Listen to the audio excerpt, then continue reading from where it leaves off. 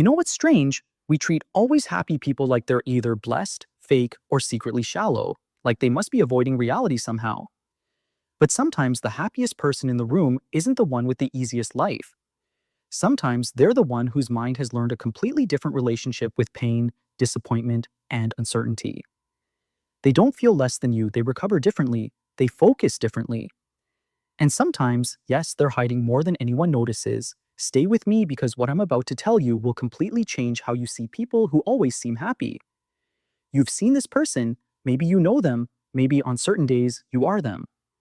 It's Monday morning, the room smells like burnt coffee and printer ink. Someone else is complaining about traffic, bills, their boss, the weather, their sleep, their entire existence. And then this person walks in with that weirdly bright energy, just light. They smile before anyone gives them a reason to. They notice the sun coming through the window. They say, "At least the coffee's warm," while everyone else is mentally writing a resignation letter. And maybe part of you admires them, but another part of you thinks, how? Are they pretending? Are they naive? Because when you're exhausted, someone else's happiness can almost feel like an accusation. Like their nervous system is saying, "See, it's possible," while yours is barely holding together. Here's the thing nobody tells you.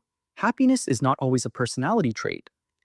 Psychologists call part of it positive affect, which means the tendency to experience emotions like interest, gratitude, amusement, calm, and hope more often than resentment or dread. In 2005, Sonia Lyubomirsky, Laura King, and Ed Diener published a major review in Psychological Bulletin showing that frequent positive affect is linked with better outcomes in relationships, work, health, and social behavior.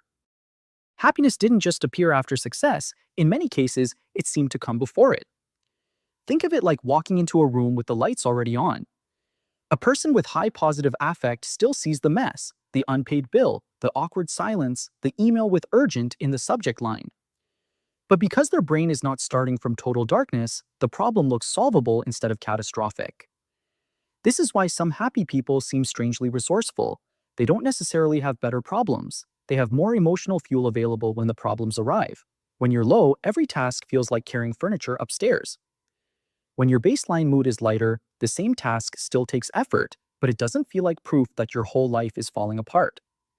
But here's where it gets interesting. Positive people are not just thinking nice thoughts. Psychologists call the next piece the broaden-and-build theory. Barbara Fredrickson introduced it in American Psychologist in 2001, and the idea is beautifully simple. Positive emotions broaden your attention. They help your brain notice more options, more connections, more possible next moves. Over time, that broader attention builds resources, friendships, coping skills, creativity, confidence. Imagine your mind like a camera lens. Stress zooms in. It narrows the shot until all you can see is the threat. The message they didn't answer, the mistake you made, the one sentence your boss said in that tone. Happiness gently zooms out. Suddenly you can see the rest of the room. Maybe that person was busy. Maybe one mistake doesn't erase your competence. Maybe there are 3 ways out that your anxious brain didn't show you. This is why the always happy person often seems lucky. They talk to strangers, so they find opportunities. They laugh easily, so people feel safe around them. They try again, so they create more chances to win. From the outside, it looks like life keeps rewarding them, but really, their emotional state is changing what they're able to perceive. Now, before the comment section explodes, no, happy people are not immune to disappointment. Their secret is often hedonic adaptation, sometimes called the hedonic treadmill. In 1978, Philip Brickman, Dan Coates, and Ronnie Jenoff-Bullman published a famous study comparing lottery winners and accident victims. The study is often oversimplified, but the core idea still matters. Humans tend to adjust emotionally to major life changes more than we expect. That sounds depressing at first. You get the thing you dreamed about, and eventually it becomes normal. But there's another side to it. You lose something, you survive something, and your nervous system also has a strange ability to find a new normal. The happiest people often understand this intuitively.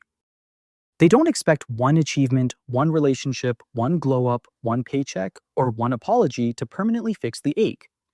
They've stopped outsourcing their entire inner weather to a future event. Psychologists call a related trap the focusing illusion. Daniel Kahneman and colleagues wrote about it in Science in 2006. When we focus on one factor, like money, location, beauty, or status, we overestimate how much it will shape our happiness. Your brain says, once this changes, I'll finally feel okay. And sometimes it helps, but it rarely becomes the whole sky. This is why the person who seems happy every day may not be living a perfect life. They may simply have stopped waiting for perfection to give them permission to feel small moments of relief. Here's the darker layer though. Sometimes always happy isn't happiness, sometimes it's fawning. In trauma psychology, fawning is a survival response where someone stays pleasant, agreeable, or cheerful to reduce conflict and keep themselves safe. It can look like kindness from the outside, but inside it feels like, please don't be upset with me, please don't leave, please don't notice I have needs. Yes, this is the difference between healthy joy and emotional performance. Healthy happiness has room for honesty. It can say, I'm not okay today, without feeling like the world will collapse. Trauma-based happiness feels compulsory. It smiles when it wants to cry.